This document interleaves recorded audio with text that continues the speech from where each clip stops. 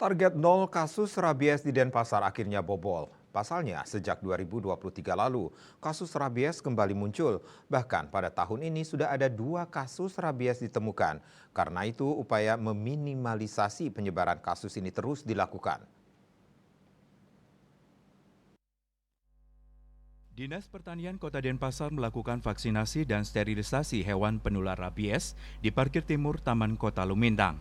Kepala Dinas Pertanian Kota Denpasar, Anak Agung Gede Bayu Bramasta mengatakan, kasus rabies yang muncul tahun ini merupakan import case karena adanya pergerakan anjing antar wilayah.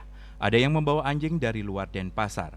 Semestinya warga yang membawa anjing dari luar Denpasar melapor ke Dinas Pertanian untuk mendapatkan vaksin.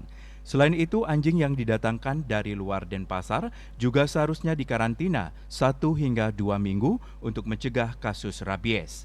Sementara itu, kasus terakhir ditemukan di Desa Pemogan dan sebelumnya ditemukan di wilayah Denpasar Barat. Terkait kemunculan kasus, pihaknya sudah lakukan langkah-langkah seperti eliminasi anjing yang sempat kontak dan melakukan vaksinasi di kawasan yang ditemukan anjing rabies.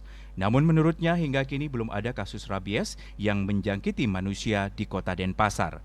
Jika ada warga yang tergigit anjing, pihaknya juga bekerja sama dengan Rabies Center. Warga tersebut akan mendapatkan vaksin anti-rabies VAR sekali hingga 3 kali. Sementara itu di tahun 2023 lalu, di wilayah Kota Denpasar ditemukan sebanyak 22 kasus anjing positif rabies. Terkait dengan antisipasi meluasnya kasus rabies ini, pihaknya terus melakukan vaksinasi dan sterilisasi anjing maupun kucing. Pihaknya menyiapkan sebanyak 500 dosis vaksin rabies secara gratis. Asmara Putra, Bali Pos melaporkan.